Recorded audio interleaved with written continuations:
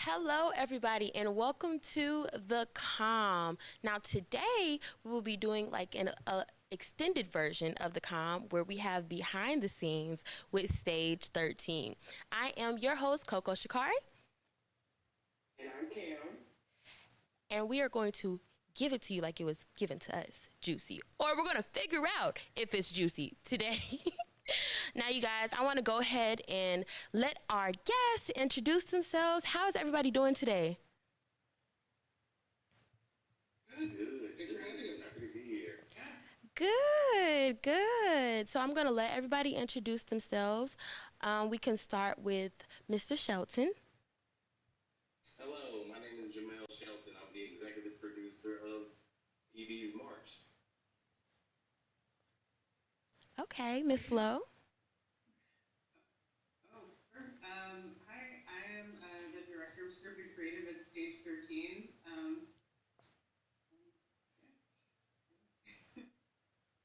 Miss Skorka. I'm Sherry Skorka. I'm head of unscripted content for Stage 13 and also one of the executive producers for March. Okay, and Mr. Fuentes. I am the Vice President of Unscripted Content at Stage 13 and also an executive producer on March. Wonderful. Now, again, it has been great to have you guys. I'm so happy that you guys are here. And I'm so excited to get into those interviews because I know a lot of people are waiting, watching. We have a few people in the room with us. So they are here, tuned in, ready to ask some questions. Now, before we get started, let's go ahead and just acknowledge COMM Week here at Prairie View A&M University. So everybody that's here for COMM Week, you are in for a treat. Can we do an icebreaker just to get to know everyone? Would that be fun? Okay, so let's go ahead and do an icebreaker. Everyone, tell us what college or colleges you've been to, went to, graduated from, you wanted to go to. No, I'm just kidding. Tell us what college you went to. Go ahead. Anybody can start. Kick this thing off. I actually attended Clark Atlanta University. I'm from Houston, Texas, but I went to college at Clark Atlanta. Okay, wonderful. Yes, Clark. Find a way, make a way. I'll jump in. I grew up in Fort Lauderdale, Florida, and I ended up going to college at New York University in New York City. Oh, I love New York. Same. I'll go next. I went to UCLA, University of California, Los Angeles. I'm an LA born and raised kid, so you couldn't get me out of LA. Okay. I went to a school called Wesleyan University in Connecticut. Yeah. Okay, good. So actually, before coming to PV, I went to Wichita State University. I figured out it wasn't for me, came on down to PV, and I've been here ever since. And I'll be graduating in May, so woo! What about you, Cam? Thank you. Stop. What about you, Cam? What about you? Have you gone anywhere else? No, I made my one-stop shop at Prairie View, and I will be graduating with Harrington in May. So yeah, I'd love it here on the Hill. Okay, so let's go ahead and dive into our interview questions. So we know that my beloved HBCU has been going on and on with this legacy. Okay, it is richness and legacy tied to our name. Was it hard for you guys to try to obtain that legacy or obtain that richness when producing March, when figuring out the content for March? I'll start, and Janelle, you want to jump in? So, Yeah, Stage 13, we've been talking to Dr. Z for a couple of years. Actually, it's all started. We also produced a series called Marching Orders with Bethune-Cookman years ago, a short form series that was on Netflix. And, fell in love with this world. I grew up in Florida, so I obviously knew about Bethune. And then, we started digging into this world. And, Prairie View is always a top 10 band. It's impressive with its 300 plus members. And Marcel went to the Texas State Fair Classic in 2019 and saw, Prairie View and Grambling. And we started that relationship with Dr. Z at that point, and we would have these regular Zoom calls, or regular phone calls at first, and then became Zoom calls in 2020. And, I have to say that each time we met another family the school that he would introduce us to, and the more stories we heard, it's never hard to lean into the legacy. I think that this school is so rich. There's really, I feel like we just peel back like the first layer of the onion with this series. I think there's so much more. Jamel, you were on the ground the entire time, so. Yeah, absolutely. Attending the HBCU like Clark Atlanta, I feel like you hear a lot of like Morehouse, Spelman. You'll hear Clark in there, but I love that we had the opportunity to bring Prairie View to the forefront as the HBCU because there is so much history there, and it was easy to capture because there's a lot of students who their parents actually went to PV and they met and then now they're in the band playing just like their parents were. So I felt like it was easy to track that story along because we found out there were so many alumni who have their children actually attend the school as well. They wanted to follow in their parents' footsteps. Yes, I love that. I love that so much. Okay, so speaking of March and you guys being on the ground, what exactly were the original objectives of the show? Like, did you guys have a different vision than in the beginning than how it turned out? Or what were the objectives in the beginning for the show? I think we always wanted to tell an authentic story. That was sort of our promise, is that we didn't want to create a hair-pulling, softly scripted reality show, which, I think that definition-wise, Housewives, Love and Hip Hop, Basketball Wives, a lot of those shows, some of them they're real moments that happen, and I can let Marcel and Janelle talk a little bit to that, but then there's some soft scripting. We really let the drama unfold as it does. You always look back at a production, it's never perfect. I don't think you'll ever produce something and say, this is exactly the way I wanted it to be. But I think that, we wanted to tell true stories, and we wanted to find those moments of connection for the audience, whether it be because kids have relationships, or there's some faith in the next couple episodes. You'll see, connections to faith, connection to hard work, or struggling with grades, those real connective tissue pieces for the audience was something we always wanted to tell. And then I don't think we necessarily knew where the story was going to go when we first started. We kind of let the story unfold in real time. Yeah, and I can jump into that. I think I'm super proud of what we accomplished. I think we told some amazing stories. If there was anything that I think kind of got in our way, it was kind of the uninvited guest of COVID. That might have stopped us from telling kind of the grand scheme of something like homecoming just wasn't as big as the homecoming that I know that you guys as PD students are expecting, right? So I think that was a little bit of something that we had to kind of maneuver, and I think we did a really good job. Kudos to the team on the ground. I was there a couple times, and I think we were able to kind of tell the story as authentically as possible, knowing that there was this, we're in the middle of a pandemic, so keeping everyone safety was also something that was important. So we didn't get to travel a lot. I know the band didn't travel to all the locations. You guys didn't have visiting bands. So there was a little bit of just the scope of HBCU culture that just was affected by the pandemic. So I think that for me was one aspect that just we didn't really get to tell. So I hope we can tell more soon, hopefully. Okay. Yes. Yeah. Okay, that sounds good. What were we gonna say, Cam? I was just gonna just kind of tune in or comment on how COVID has really, I think, I want to say it has really hindered our HBCU experience a lot. Being that homecoming, and that's the time when we hear the bands and we're at our livest with school spirit, and not being able to have visiting bands or have to see our bands play on halftime has really played a huge part of, or just seeing COVID and it's affected us hugely. So just agreeing about what he was saying. For sure. Okay, so what about the ideas? Because I know that in the creation of March, I'm sure that there has been plenty of ideas, creative ideas, unique ideas being thrown around. Let's do this, let's do that. But I know that you guys couldn't do it all. How did you guys kind of maneuver through that process where the majority of the ideas for March shown on the show or used for the show, or how was that writer's room? That's a good question.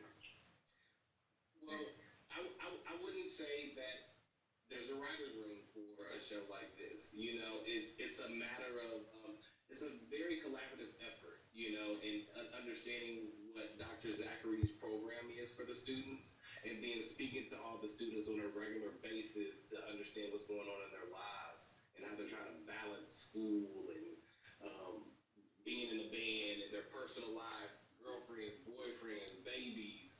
You know, there's a lot going on with all of them. So it's a matter of the producers creating a relationship with the students for them to, you know, tell us everything that they have going on and all their business, and, you know, putting it out there for you guys as viewers to enjoy and watch and learn from their mistakes and, you know, be inspired from, you know, the things that they do.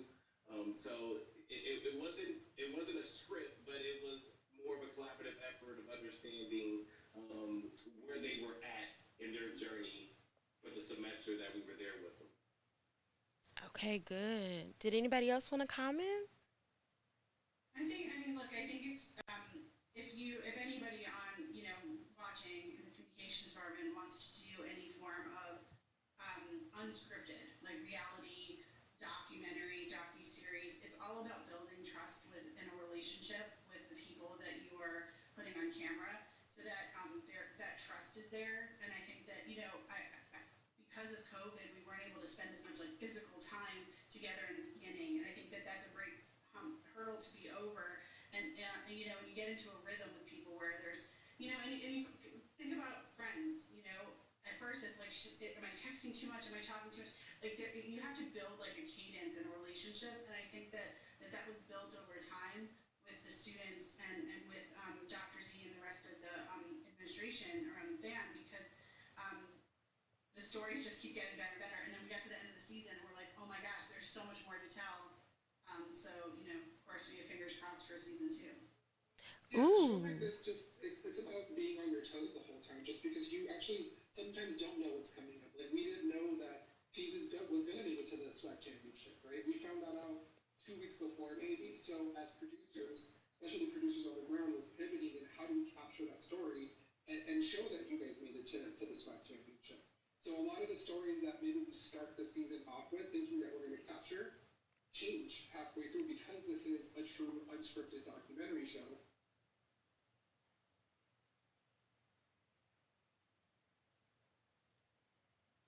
We're figuring on the ground, we don't have that script, and we do have to deviate from original plan all the time. Okay, that's wonderful. What were we gonna say, Kim? Go ahead. I have a quick question. So, this word unscripted has been thrown around a few times, and I just want to help our viewers out there understand, what do you mean by unscripted in terms of what that looks like when producing a show? So unscripted is sort of a blanket term in the industry to refer to anything that doesn't have a written script to follow. It can be a game show, it can be a talk show. Even though talk show, there is scripting involved. There's a lot of writing in unscripted. It's just not a scripted dialogue. So, and then that includes reality shows and documentaries, docu-series. News programming can fall under unscripted, although journalism sometimes is in its own little world. But anything, so all the shows that Marcel, Janelle, and I work on are unscripted, whereas Sydney works for Stage 13. We have a scripted arm. So let's say we were to branch off and we were going to write the Jalen Shelby love story as a script and cast actors and write their story based on their relationship. That would fall into Sydney's space in the scripted realm. Okay. A good example is, as you guys are watching the show on the CW, I think a good example of like March is unscripted, where something like All American Homecoming is almost like our companion scripted show, right? You're getting like that HBCU experience. One is an actual authentic documentation of it that we're doing, but All American Homecoming, there is a script to that, right? They are telling stories that have been pre-planned, written, and eventually just told through, when they're filming. And they're actors, so they get to like retake and do it over again. And I don't get that luxury in the reality world. It's following what's going on at the time, and just letting it play out in real time and keeping track of that story. And I think Good. that is great because it holds its true authenticity, and everybody gets to see how it plays out. And like you said, in real time. So I think that's perfect. Speaking of, okay, so to piggyback off of Miss Skorka, I know that you mentioned a docu-series and a reality TV show. I know that a few of our viewers and a few bloggers were saying that this was a docu-series, but when we were watching the show, it felt more like a reality TV show. Could you guys tell us, was it actually a docu-series or was it reality television? It's a docu-series edited in the same fashion as a reality series, I would say, because a reality show, I mean, in definition, they would be the same thing, basically. But what reality shows have morphed into, because for the popularity of the show, you know, and how many seasons you create, there becomes some soft scripting, and I'll let Jamel take a little bit of that with some experience in that world over the past few years. Um, I think a docu-series, like we took a documentary and spliced it up into 8 episodes. You know, but we added music and did all the things that a reality show does. The pacing would be similar, but as far as the show itself, it is a docu-series. It is not a scripted reality show. Jamel, is there any other like pointed differences that you would? Yeah. So for a soft docu, I guess for example, like a Basketball Wives, you would get these two talent to meet at this location and have their dialogue about what they need to talk about. So that's why I say soft script is you're telling them where to meet at. And they may not have that conversation they want to have as soon as they plan to, because we got production schedule and we need to. But you wouldn't tell them exactly what to say. They will let them. You don't put words in their mouth. You let them say what they want to say to each other. Compared to this, we were following what was going on with the marching band. So we knew they had practice at 5 o'clock every day. So we were there to follow that practice to see what was going on with each student and what they were trying to do to jump up in the rankings from being number 8 and seeing how far they go for that semester. As you see, they made it to the SWAC championship. So we're just kind of documenting what's going on in real time. So I feel like that made it feel more docu for this particular type of project. And the intentions of the scenes, like you don't. I think sometimes in a reality show, like it's not only that you had them meet, but you knew it. You told them, you gave them points of what they're supposed to talk about.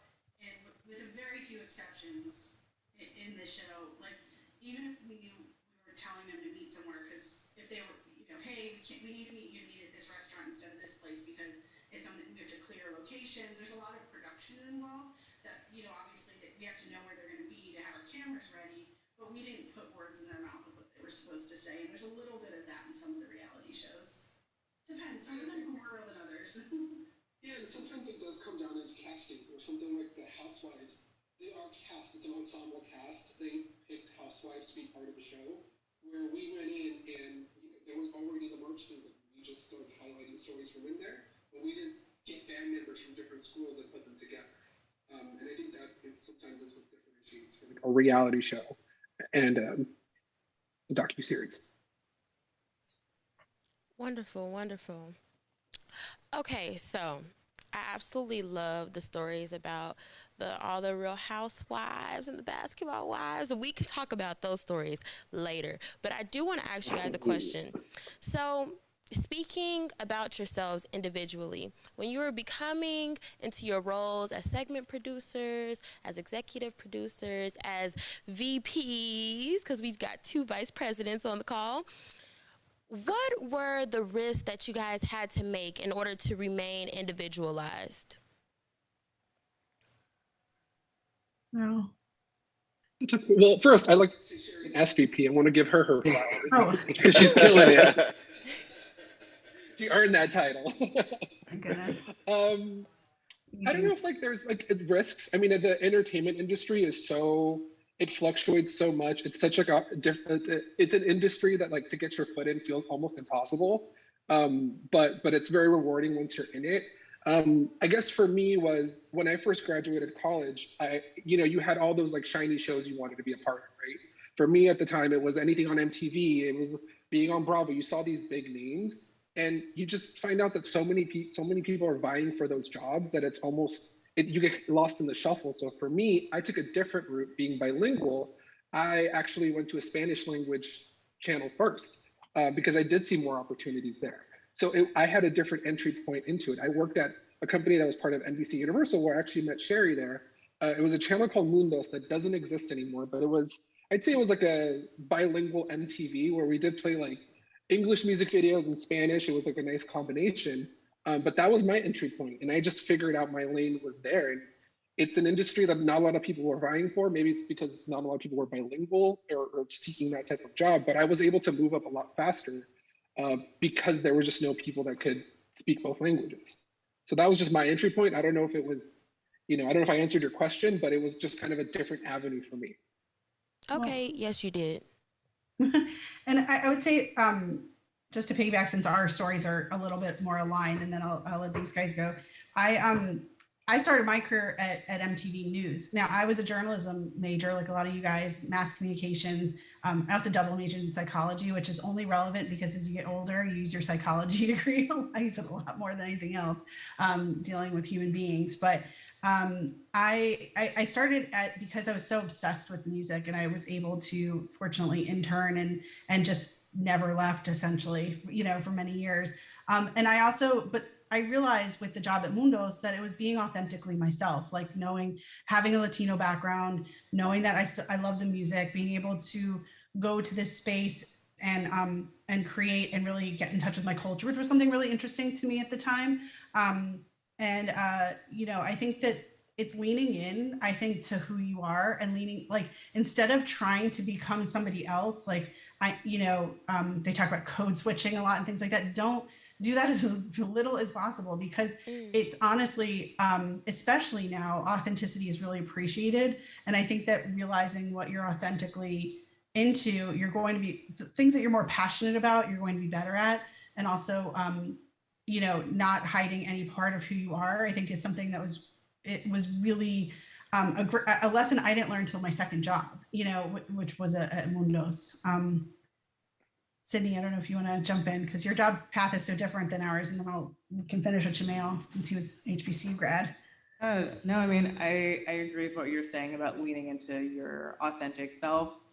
I mean, my family has nothing to do with media, art, industry, anything at all. My mom is an immigrant. My dad's family is from North Carolina. I feel like I should take the opportunity to say that my grandfather did go to North Carolina A&T, and he loved it. But I'm from New York, and I think that actually my first real internship or anything like that, it was actually through a foundation called the T. Howard Foundation that helps Black and brown students get into this sort of media industry. I found that because I didn't know anyone who worked in that field, programs like that were super helpful in getting that first foot through the door. And then once I was in, I would take a bunch of coffee meetings with people just to tell me how they did it and how they made it. And it's sort of a combination of putting yourself out there and being authentically yourself, because I think that people gravitate towards that. Absolutely. And that job, actually that internship, when I graduated from school, it led to a job at HBO, which was really great. It was in the creative services department, which is the department that does all of the behind the scenes, interviews with talent and writers and directors. And I really enjoyed it and learned a lot. But I wanted to be on perhaps the other side of it. And so that was still a really impactful, amazing learning experience, because my job was to sit and listen to people tell me how they did what they did. And I maybe this is just the longer answer, but yes, I think that there's a combination of taking risks and putting yourself out there, being authentically yourself, and sort of being bold in making sure you talk to people and reaching out. But yeah, I can come back to the rest of my story if helpful, but I want to give Jamil the opportunity. Yes, I just to piggyback off what Sydney said, I feel like, um, as a college student, you guys are about to graduate and trying to like figure it out, and especially being a communication major, it's kind of an unstable industry, which could scare a lot of people. I'm for one.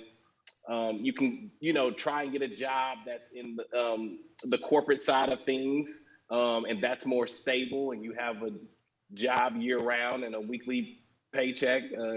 But I'm freelance, so that could be a lot more scarier for people because once you do a project and you wrap the project, you are unemployed, and you're looking for your next gig. But you know, if you're gonna gamble on anything, you'll never lose if you gamble on yourself. So I've always been very hungry once I made the decision that I wanted to get into this industry, to always put myself out there. I actually started off as an intern at MTV while I was going to school at Clark Atlanta, and I got school credit for that, and that helped put my name out there and try to get more jobs as a production assistant and kind of move my way up the ladder.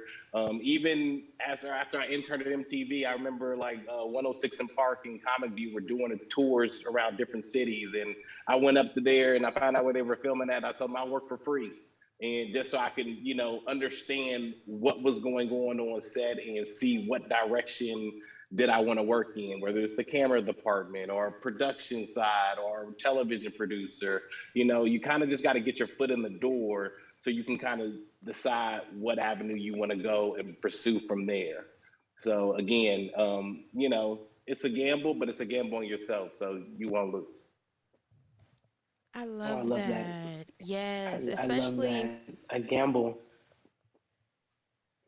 especially the working for free, because I know that in today's time, we think that everything that we work towards and work for, we should be paid for. And maybe that has something to do with our generation. We just really don't do things for free. But for people that are breaking out into this industry, I think that would be very beneficial to them, to all of us. And I know that you guys have probably done plenty of work for free, and you guys are in the My position that you are internship was now. not paid either. Mine wasn't either. Mine wasn't either. It was a different time back then. Yeah. Yes. So see, so everybody So, watching, let that be an example for you. Do something for free. so I have a. Well, to some degree. I think be careful though, because I think internships now are paid. I think it depends. I think it's putting in some sweat equity, as I like to call it. Like I don't think that the internships that I did, they should have paid us because we were working our butts off. And if you intern now for a large company, they should be paying you some sort of stipend. But it's not nickel and diming. It's like, if somebody wants you to put in that extra hour, it is about putting in that little bit of extra, So but I do agree with you should jump in and offer to help here and there, but also I don't think that it's a bad thing. That's a really cool thing that generationally that you guys fought to get paid for Yeah, stuff.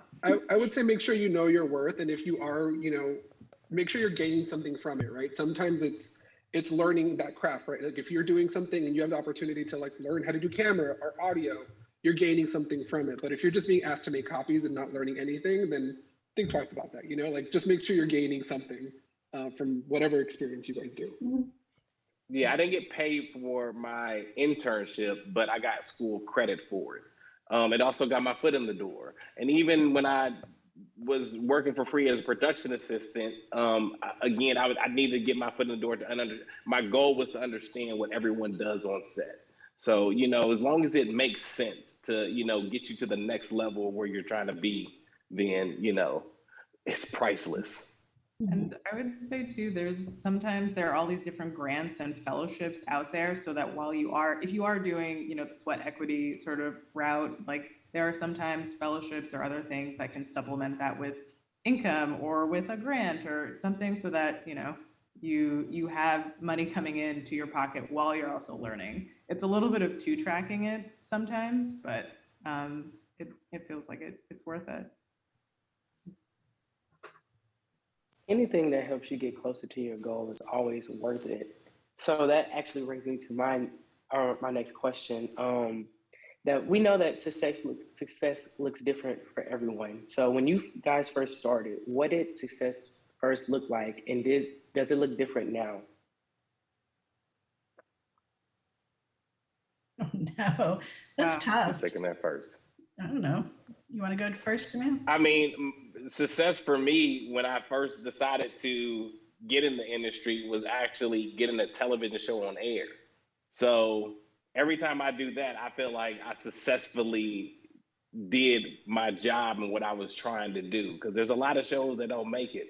There's a lot of footage that we shoot out there that doesn't make it. So I feel that going into it, I thought that was success for me, and that's still the case. So as long as I am making a great product and it's good enough to get another season, then I feel like I was successful in what I was trying to do.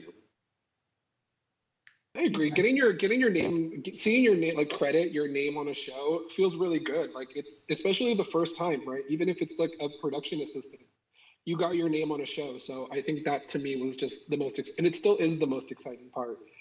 Now it's doing shows that like mean something to me or matter. Like this show right now, March, means something. I think it's super important that we're spotlighting a show like this. So this is just like it's definitely like a cherry on top for me. Like, yeah, I got my names in the credit, but yet I'm doing a show that I'm really proud of, that I feel like is empowering and like inspirational.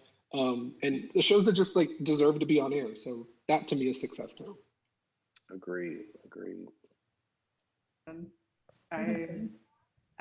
like, I agree. I feel like when I first started off, getting paid to do any kind of creative work was probably like a measure of success for me. And I think that in my career, there have been times where you are just hustling. I was working on a film. I mean, just sleeping on spare couches and like people's bedrooms and just like doing a million other side jobs to pull in money while you're working on this thing until it kind of goes. And then it's like, okay, amazing. I've made it to this point. And I would say now, I agree with your answer, Marcel, that like having the opportunity to work on projects that you really care about and believe in is like sometimes like the best feeling in the world, with people who are smart and talented and you believe in them. I mean, I think that's a pretty amazing success. So.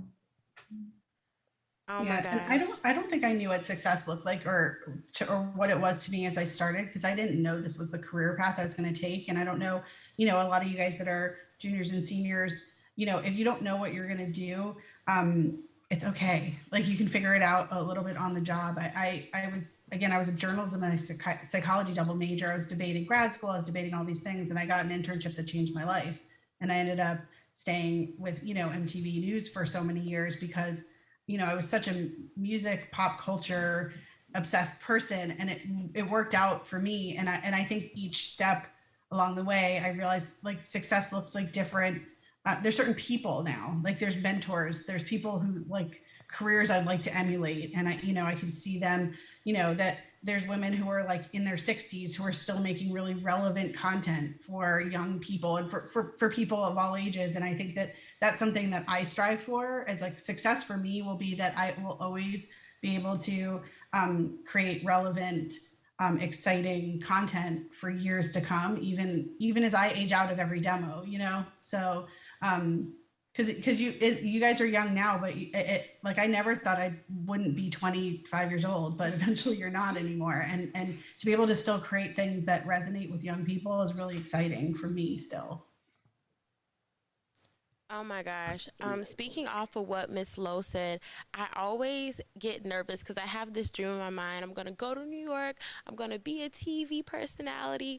But in the back of my mind, I'm like, oh my gosh, I don't want to sleep on the subway trying to move to New York. It's so expensive. Oh my gosh. Or sleeping on someone's couch. No offense, Miss Lowe. I don't know if I would be so scared, but that's neither here nor there. That's a nightmare for me. A nightmare. But it's going to happen. We're going to make it. We're going to get there. Okay, It's scary. It is scary, to your point. it's absolutely like scary and it's a risk, but you know what Jamel was saying about like taking a risk on yourself, you have to do the calculated risk of like, I think before I moved to LA, I was like, okay, how much money do I have saved? How many hours do I need to work in order to like make this work? Or, you know, I think asking for favors and friends of friends of family of friends. And so just underlining, it is scary, but you know, I think that it did pay off in ways, but trying to be smart about how you take those risks and what's going to be comfortable for you to do. So anyway, Yeah. so go to New York. Yeah, you're gonna go through a few nightmares in order to get your dream to come true. So it's just part of the game. It's all about having that passion behind your purpose and taking those risks in order to see your vision come into fruition. So it's like, what would you do? But I'd rather take that risk, and then rather than to live the rest of my life not knowing what I could have done. So Miss Coco, you got it. We're gonna make it. Like you said, we'll be just fine.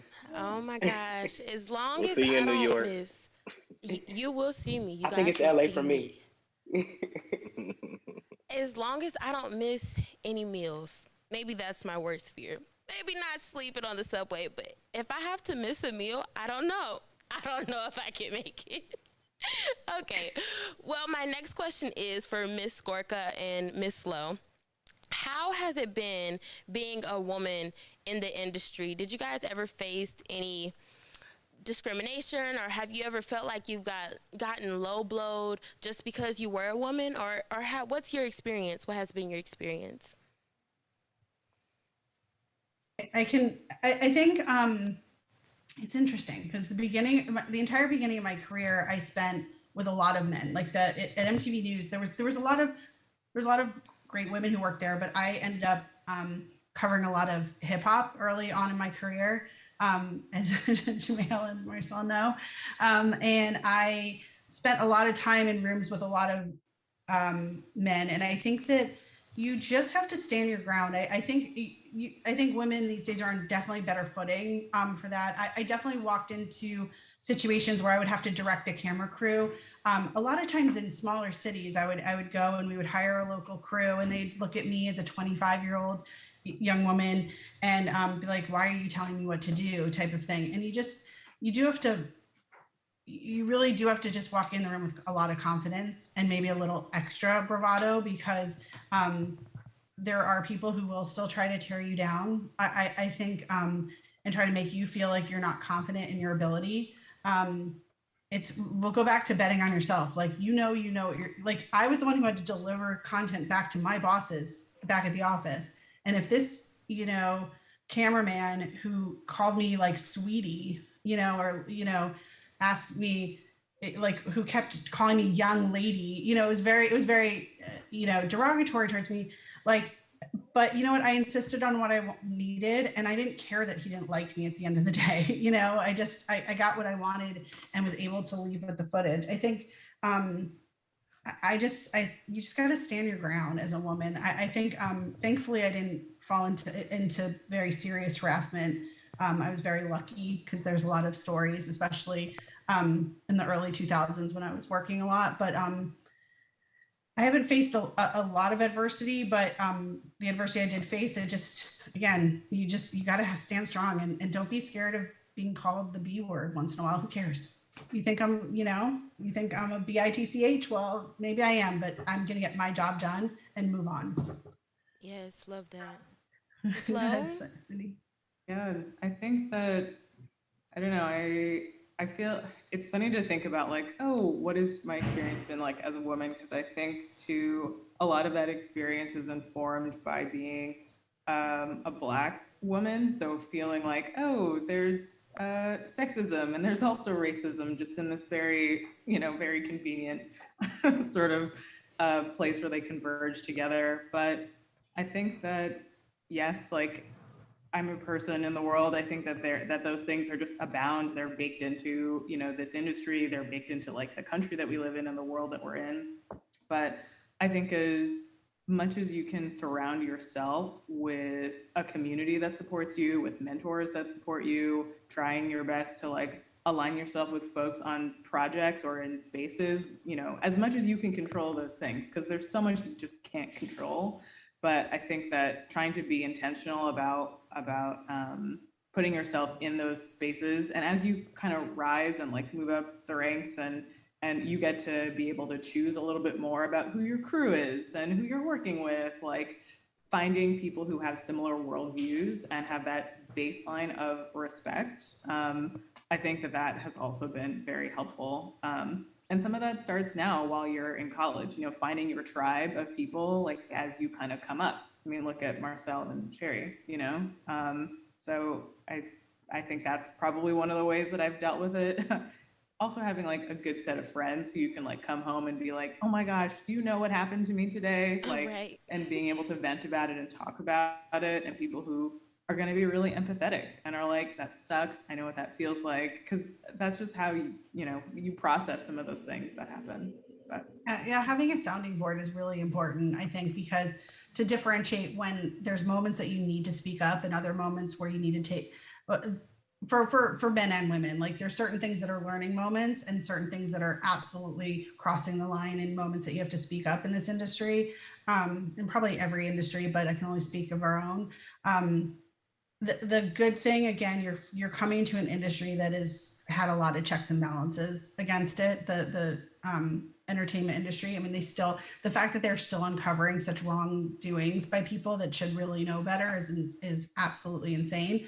But for the most part, a lot of environments have gotten better for everybody. But having a good group, a good support system to be able to tell you when there are still situations where you need to speak up. That's good. Okay, I can definitely relate with you, Miss Gorka, on just standing your ground, even when people say that you are a B word or say that you are mean or you need to act like a lady. Act like a lady. I act like a lady all the time. But as far as when I'm trying to get my point across, if you're not listening to me, then I have to be overly assertive just to get you to hear what I'm saying. So I can definitely relate with that. And I can also relate with Miss Lowe about being intentional. I have been working on being intentional. I know that me and Kim can definitely speak on being intentional, because when we replay our videos, replay the shows, and we're watching and we're like, okay, we could have said this better. We could have said this better. Going with this idea, going with, where we come with our head on straight now, and we're intentional about the questions that we ask. So that was very, very good. I do have a question for Mr. Fuentes and Miss Mr. Coco, Shelton. Miss Coco. Yes. Before we ask the next question,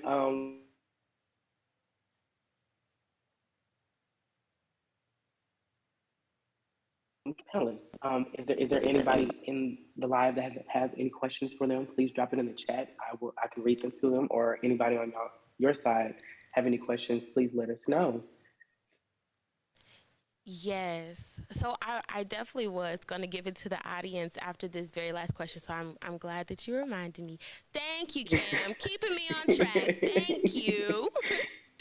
But okay, so Mr. Shelton and Mr. Fuentes, as a person of color, as a man of color in the industry, it would basically be the same question from Ms. Gorka and Ms. Lowe. Have you guys faced any discrimination or any hardship trying to earn your position? Let Marcel go first.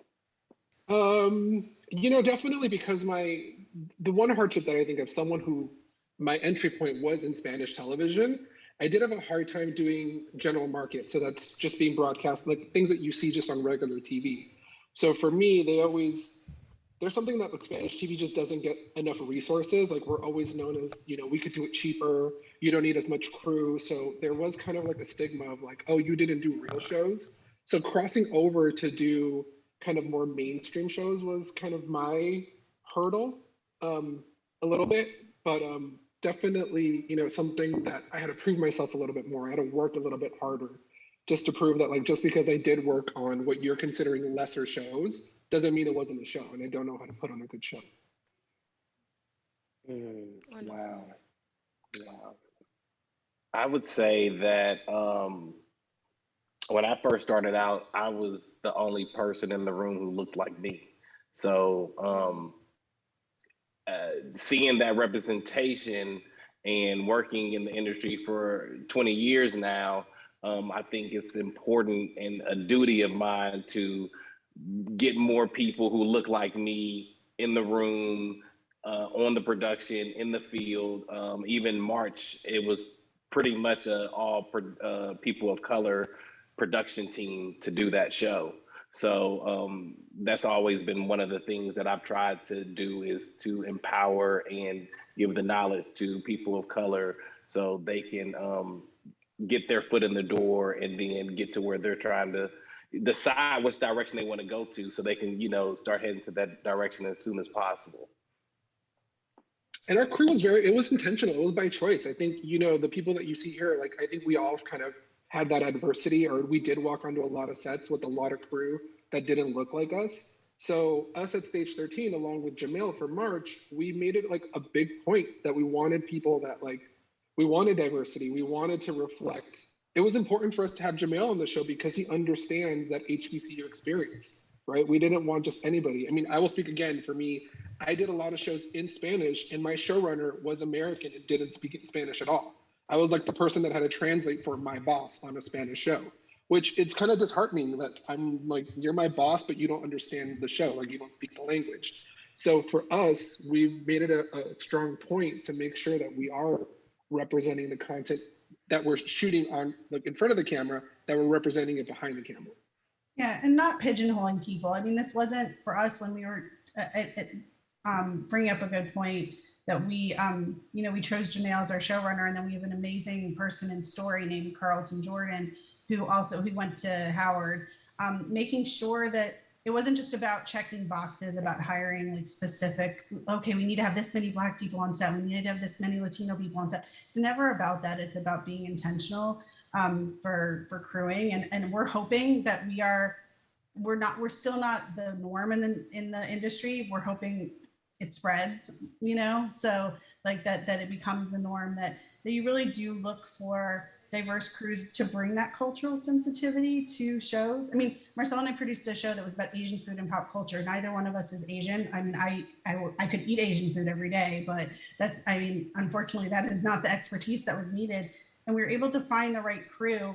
And it wasn't about checking the boxes, because there were people of other cultures on the set as well, but it's about making sure that you have that somebody that's grounded in the expertise that you can only get from being part of a specific culture, or from being from Houston. I mean, that was when I first talked to Jamil and he said he's from Houston, I was like, what? Are you kidding me? Like, you're already going to get something special from being somebody who was so close and went to Prairie View games in high school, like when he was in high school. So it's good. Do you have anything to add, Miss Lowe? I feel like everyone sort of said it all. I mean, I couldn't agree more. I think that I feel like we keep coming back to that word of intentional. Mm-hmm. And I think that's clearly what March has done. I think it's like baked into the ethos of what Stage 13 does, that intentional and intersectional perspective, finding characters who are multidimensional in all these different ways. There's no monolith for Blackness. There's no monolith like HBCU either experience, and so I think that, and I hope, and I mean, from everything I've seen, March has done such a fantastic job of capturing that, and excited that audiences and that, all the students agree. So. Wonderful, wonderful. Okay, so now those were all good answers, by the way. Now we are going to open it up to our audience members, or the people that is on the live. If you guys have any questions, go ahead and let us know. Ask away. Please do not hesitate. Right. Anybody?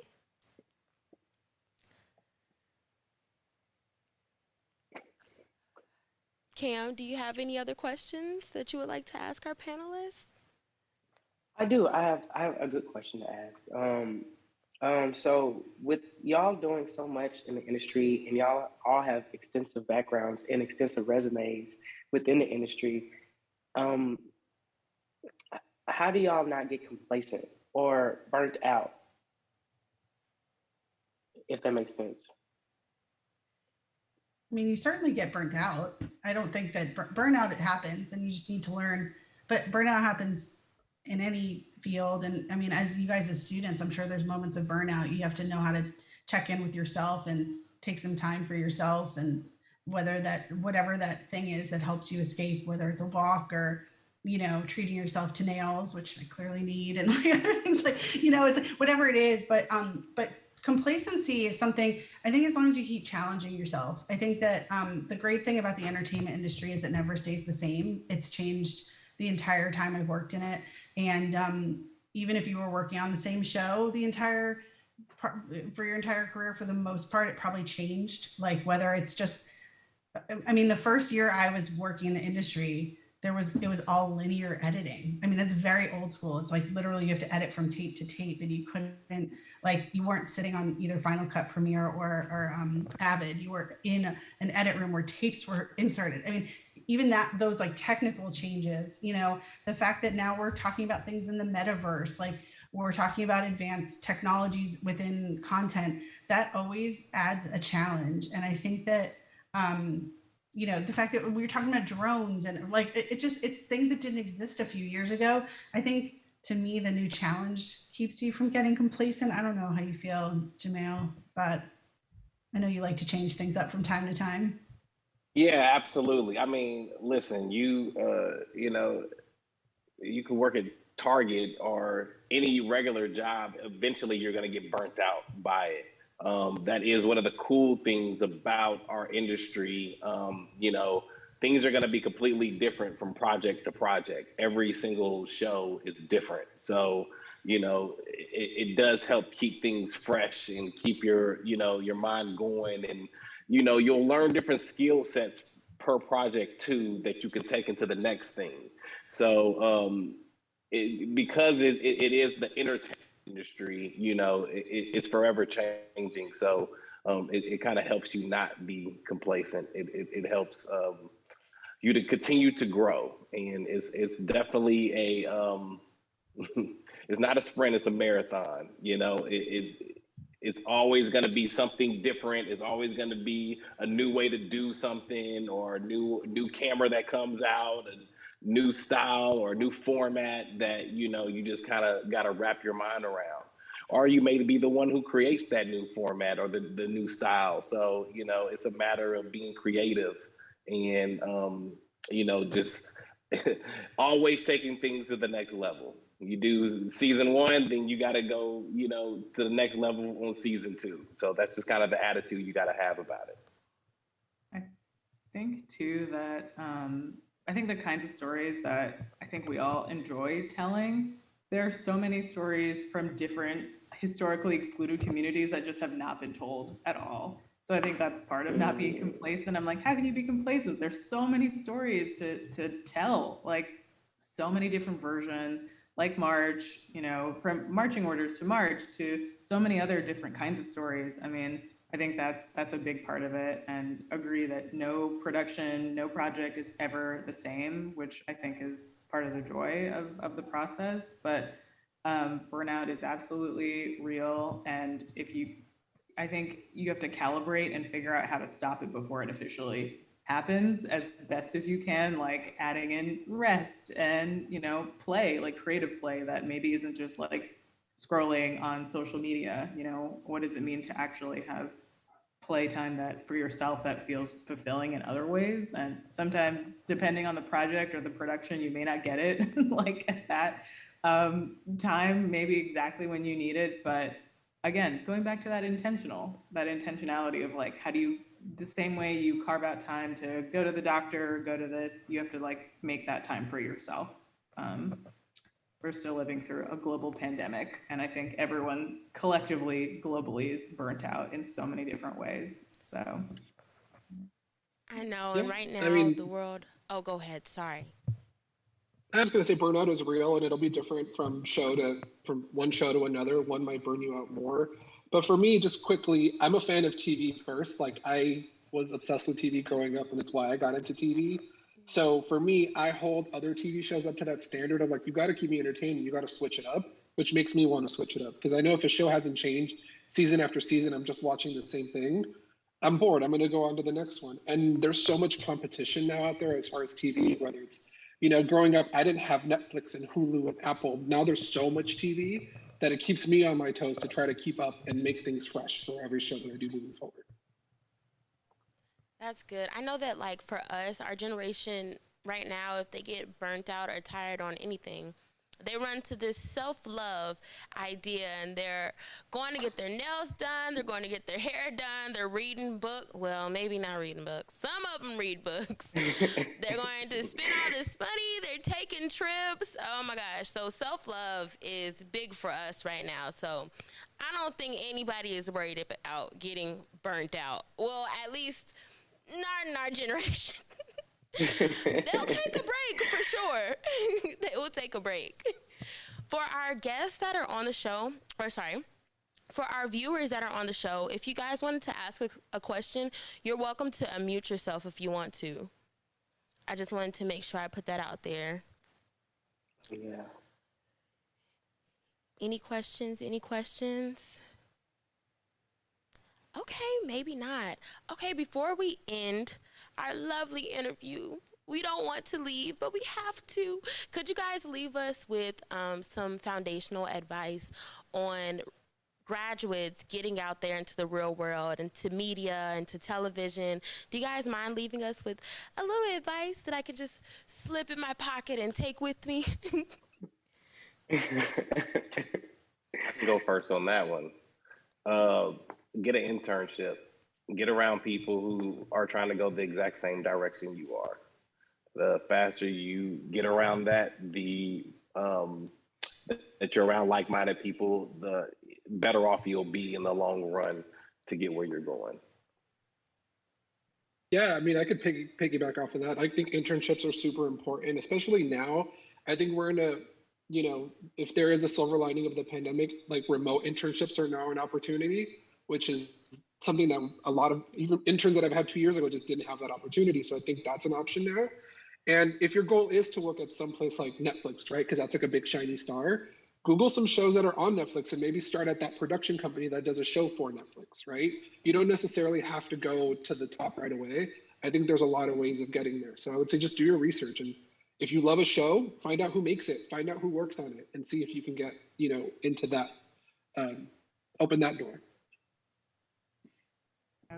Agreed. I think in addition to that, do the internships, but also in the experiences that you have at school right now, deepening like the experiences you can get around you as well, like different clubs, different opportunities on campus. I think that a big part of it is getting to know yourself better, as well as like understanding what you do and do not want to do. Sometimes I have found in my life that knowing what I don't want to do is like just as important. So try on all the hats, especially while you're in school and the stakes are a bit lower than when like maybe you've got like that gold star shiny internship thing over here.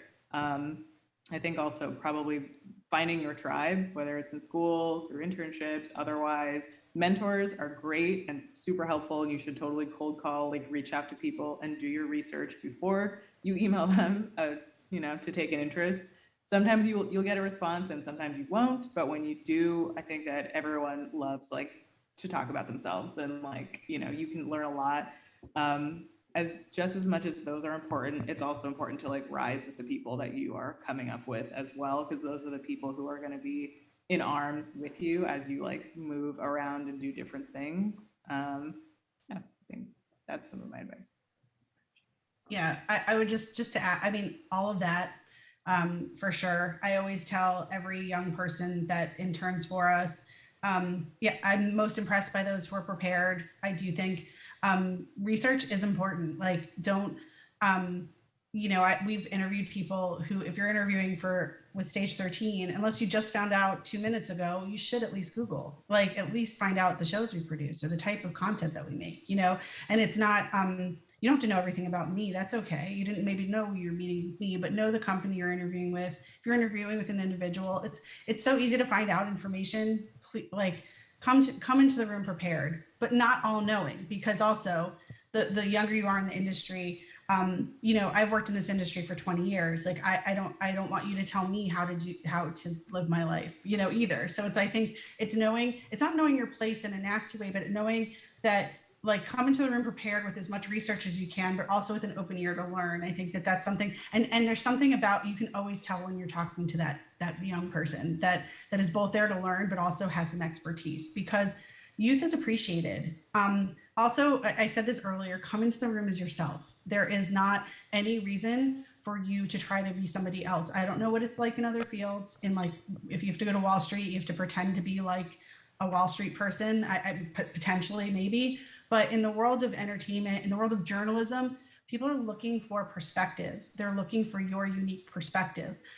They're looking for, you know, like I said, I didn't hire Jamel because he's from Houston, or because he went to Clark Atlanta. It was because he had an incredible resume. And on top of that, he brought a life experience that was important. And when we talk, there's life experience. There's so much to that. I think bringing your life experience to the forefront is something super important. People are very interested in it. And I think that will set you apart from others.